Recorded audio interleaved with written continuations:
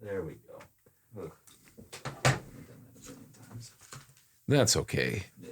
We don't claim to be professionals at this. We just kind of muddle our way through. But you grew up on a farm on Highway K, and I was asking about whether that was a family farm or your parents purchased it, and you were saying you lived in Barneveld till how old were you? Yeah, I think it was like 5 or 6. But at the time, so we were living in Barneveld, and my mom and dad both had farms that they grew up on, which my grandparents were in, which was just outside of town. And I think my dad's dream was to be a farmer, because we were, from the time I was really young, we were raising calves, and my dad was just starting to build, some of the, build like, some of the herd and some of the things, from the early on in my life, actually in town. Really?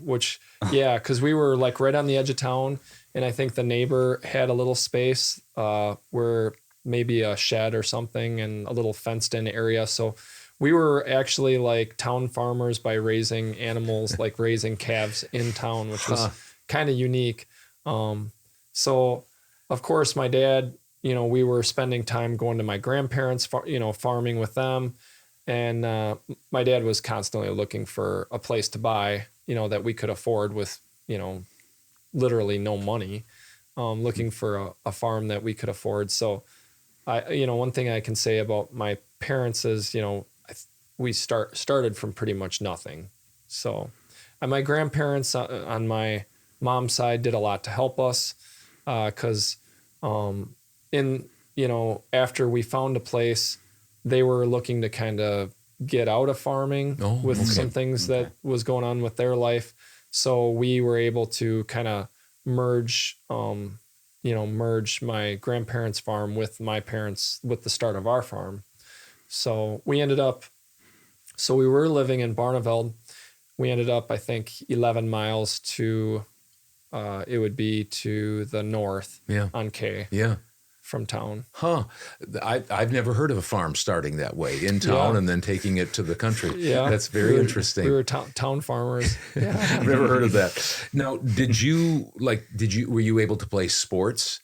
Like some farm kids, when I was growing up, they could only play one sport or two sports. Could you play all three sports, or did you play just two or one, or what did you do in grade school and high school? Started out basically just one, and I think part of that was opportunity. When I was younger, I think the opportunity when you were, like 8 years old was baseball was like kind of the first opportunity. So Black Earth had some excellent opportunities with their little league, and we had a Bambino or Babe Ruth league that we had there. And so that was kind of first opportunity. I mean, I didn't have a lot of opportunity for like club basketball, I think, or, school basketball until like 6th grade, which I was fortunate enough to have one of my close friends had connections with Middleton. So I was able to play for the Bluebirds at West Middleton when I think I started in like 6th grade. So that was a really unique experience to be able to, travel a little further and play basketball. But that wasn't until 6th grade. But, to answer your question, my mom, I think, kind of fought my dad, because my dad, grew up on a farm and he had to do a lot growing up, and didn't have interest in sports and probably couldn't play sports even if he was interested. Yeah. But my mom, it was important to her if we wanted to do something that we were able to do it. So I kind of try to remember that with my kids, because my dad, if it was up to him, he would have just had us, be on the farm, helping on the farm as much as possible. But fortunately for my mom, it was important to her to give us those opportunities. So when you got into high school, you played baseball, right? Yep. And you played basketball, of course. Yep. Did you play football? I played football 2 out of the 4 years I was in high school. Yep. Now, what year did you graduate from high school? 97. Oh, 97. Okay. So was there, I mean, Heights always has had good baseball teams. Yeah. And was 96, did you guys have like a state tournament team that you, or did you like win conference, or how did you guys do? So 95 was the first year I played on varsity. I was the last person cut in 94, which they were really, really good that year. And I was either the last one or two cut and from making the team that year. So I played JV, which was great because I got a chance to play a lot my freshman year. My sophomore year, I made varsity, and we didn't have a lot of seniors. We had a couple really good seniors. We had Jonas Weber and Mike Loger, two seniors that were good players and good leaders. But we had a lot of sophomores and juniors, and I don't think because we were a younger team, we weren't expected to do a lot that year, but we ended up making it to the sectional final, the game before state, and got beat. But the following year, my junior year would have been 96. We had a lot of returning players that year from a team that was one game from making it to the state semifinal. So there was a lot of expectations, and throughout the year, our ranking was usually like within the top 2 or 3 in the state for our division. And we had pretty much all conference players at every position that year, it was a really special year because I had played baseball with this same group of guys that was coming up in 96, and we won 2 state championships when we were 12 and got to play in Ohio. And when I was 13, we won a state championship and played in Kentucky. Wow. So I played a lot of baseball with that group of guys that was the class of 96. And I think we had 1 or 2 losses, and our expectation was to play in the state championship that year. Yeah. And we got to we made it through the regional, got through the first sectional game, and in the sectional final, we played a team that didn't have a great season. I think they won, roughly half their games, and they threw a pitcher that was just throwing a lot of like knuckleball sliders and curves, and we just never really got in sync, really got in rhythm with the game. It was just one of those games that it just wasn't our day that day. It just, the ball didn't bounce our way. We just didn't hit the ball well. And we ended up getting beat by, I think, 1 run by a team that, was probably had like an average season that was probably peaking at the right time. And we just didn't have a good game. Yeah. So 96, we graduated a great class of seniors. We had, some good players, I would say, at each level coming back my senior year in 97. There was, a couple players, a couple seniors that were on the 96 team that were coming back. And there was actually, I think some juniors that were coming back that were on that 96 team, and maybe even a sophomore that was coming back that might have played. I think Scott Zwetler played and pitched. So we had a couple pitchers. One was a sophomore, one was a junior, a left-handed pitcher, Travis Rush. But I think because we lost so much talent, I don't think the expectations were great. In 97, that was my senior year. We did really well. We lost, it was, in a lot of ways, it was very similar to 96. We stubbed our toe a couple times on, some road games and lost a couple games, but still a great season. And we actually made it to the state championship that year on a year I wouldn't have expected that, after losing most of our starters in 96 to 97. But we had some great younger classmates that stepped up and definitely contributed. And so in that year, things just kind of fell into place more than the year before, where the expectations were much higher. So sometimes when the expectations are high, it gets pressure. It's a lot harder to fulfill that. So you went to the state tournament in baseball, and you went to, and I didn't. So I'm with luminaries here. But you played against you played against a lot tougher competition. Well, I don't know. You didn't have divisions. Well, my freshman and sophomore year. But nevertheless, you guys both were baseball state tourney people. I didn't know you played baseball. Yeah, so I think my expectation, because I was a kid that grew, I grew young, and I think I was probably already by my freshman year was, 6'3" or, 6'2", 6'3" by the time I was a freshman. Probably didn't grow a whole lot after my freshman year, but I think my expectation, because I was always bigger than other kids, was that basketball is going to be my sport. Sure, so yeah. I played, some football growing up and loved it, and played some in high school, but football was one of those sports where I kind of wanted to, just use the fall to get ready for basketball and not be injured or not be, whatever from football. So just based on my size, I think that was my expectation. And middle school had, great experiences that I'll always remember playing basketball. But in the end, I had played so much baseball when I was younger, and Black Earth had such a great, baseball history, little league, and everything, and Babe Ruth, and but yeah, the ironic thing was I always thought basketball was going to be my best sport, but my best sport was probably baseball and football, and basketball is probably. So I think the thing that I love about Heights and smaller schools that don't cut kids that I think is really, really good is, like in my situation, if I had to pick one sport, it would have been basketball. And likely if it was Middleton or anywhere that had a cut, I probably would have been cut. Yeah. But I didn't know it, but I ended up being much, much better and had probably more talent in definitely in baseball. And even in football, I was all conference. Wow.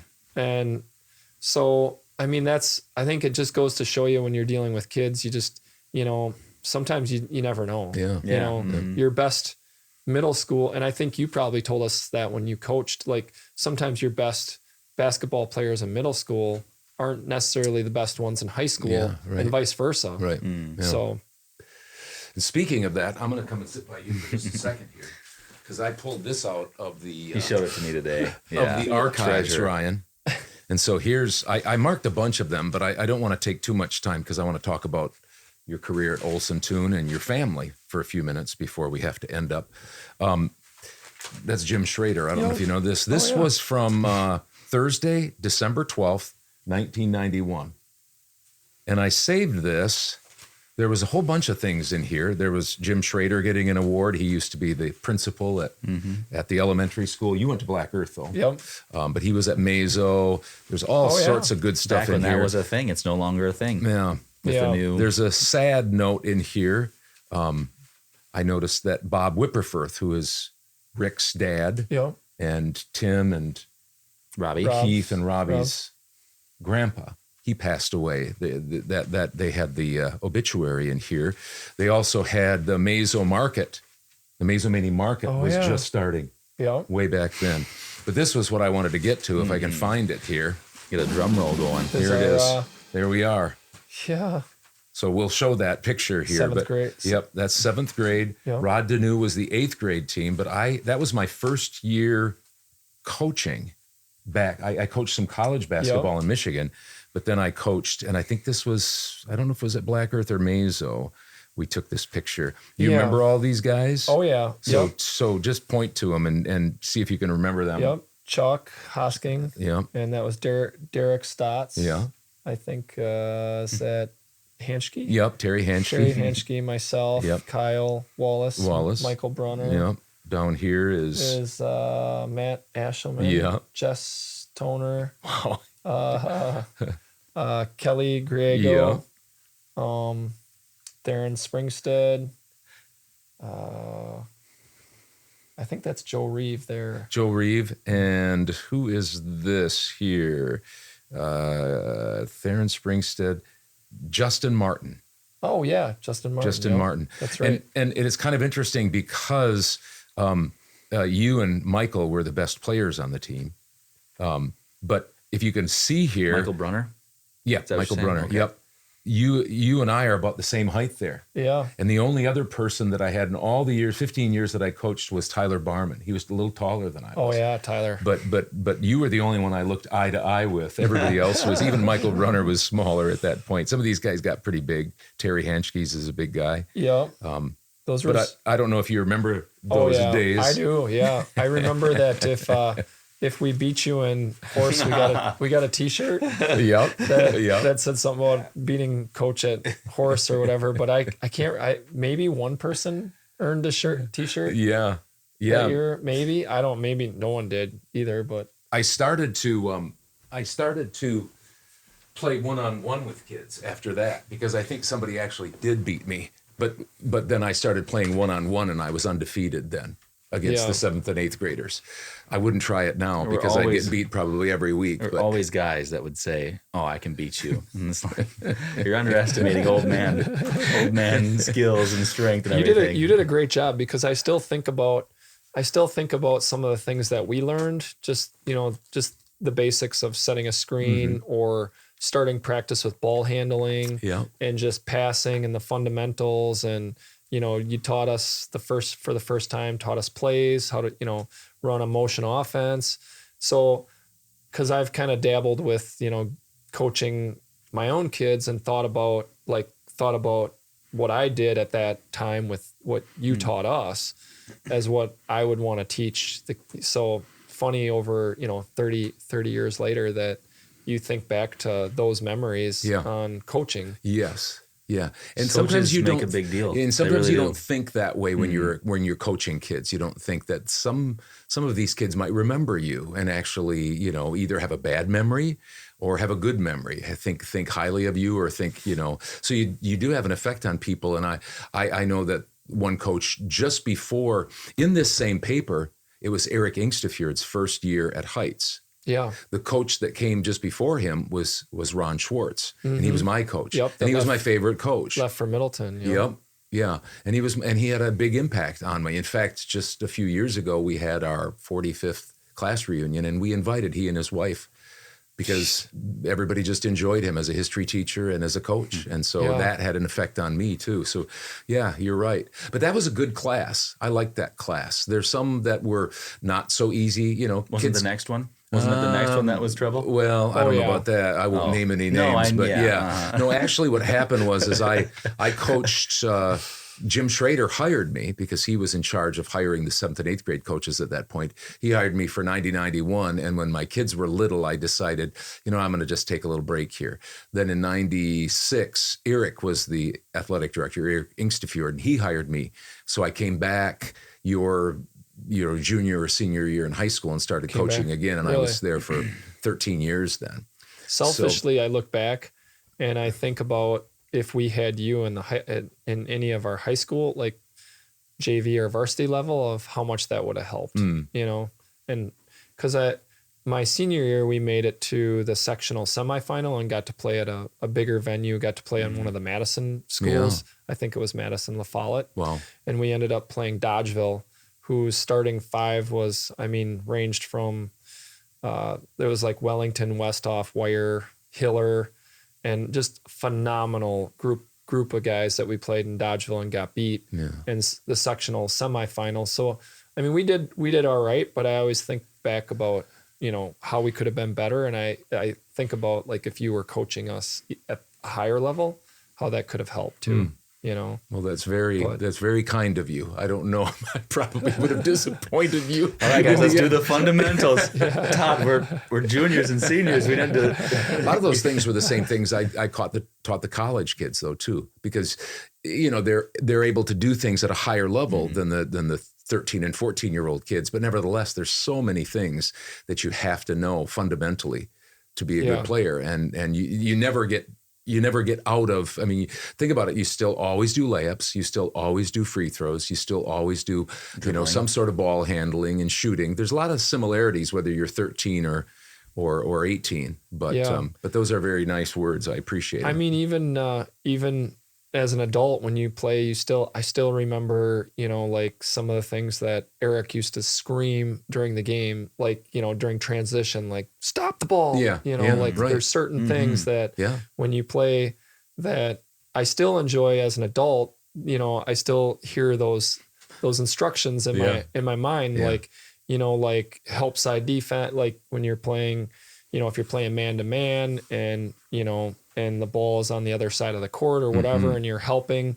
So I still, that's part of the fun of playing as an adult is still, it kind of makes you think back to when you were younger in high school. Reoccurring right? phenomena. Yeah. So let's transition here just a little bit. Did you go to I'm leading into the Olson Toon years, but did you go to tech school or college, or did you go right into the workforce? I went to UW La Crosse, and I had thought about playing sports there, but I think once I got there and bigger class size and the adjustment of a larger campus, I was used to Wisconsin Heights, and obviously a small school where you couldn't get lost. You knew everyone. Yeah. I think the adjustment in college was just a little bit more than what I felt I could, handle playing a sport in school.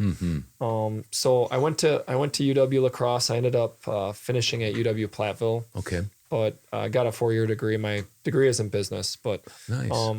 The thing that I liked about Platteville is it was a little bit smaller than La Crosse, and it had like an agriculture program, and they were just starting like a landscape design program. And I kind of felt like I really enjoyed working outside. I really enjoyed my summer job. I enjoyed farming. Landscaping was a lot like farming, and it is kind of part of the agricultural, part of kind of like the egg industry in some ways, because you're growing, planting, whether you're planting seed or putting plants in trees, whatever.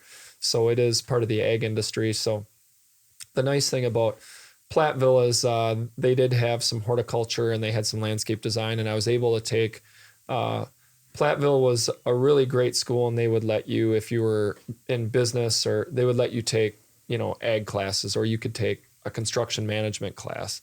So that's the thing that kind of drew me toward Platteville, and I got my general eds out of the way and finished my last 2 years at Platteville, where I could take classes between ag and I could take business classes. Yeah. So just real quickly, because I want to hear just a little bit about your family that you have. What year did you start working at Olson Toon? I started in 2006. And now what is your position? Because you've worked your way up the ladder here, haven't you? Yeah, Vice President of Operations. So the people that I report to are the owners. Which is nice. Wow. Good for you. Yeah. So 2006 to 2023, what is that? Do the math. How many years have you been there? 17. Wow, 17 years you've been there. Good for you. And doesn't seem like doesn't seem like it's that long. Yeah. But when I look back, I started there before having kids, and it's been fun. You've told us so much about your wife, but I don't even know her name. What is your wife's name? Katie. Katie. Okay. And you have how many children? We have three kids. Okay. Yep. Three girls. And three girls. Tell me their names, ages, and maybe just a little bit about what they do, where they're going to school and stuff like that. Ava's 14. She's a freshman at Heights. Okay. And her big thing is she loves to go and watch high school sporting events, but she doesn't play sports currently. Her thing is like riding horses and equestrian. Nice. And she is starting to do some barrel racing. So she's starting to compete, doing barrel racing, and they have another racing event which is similar to barrel racing, which is poles, which you kind of race. So she's already looking ahead to the summer at different events that she can ride. Nice. And our middle child is Kylie, and she is she's very, very bright, is doing very well in school, loves volleyball like her mother. Like my wife played a lot of volleyball. She was a lot more successful than I ever was, actually. So I could actually fill a whole podcast talking about her volleyball career easily.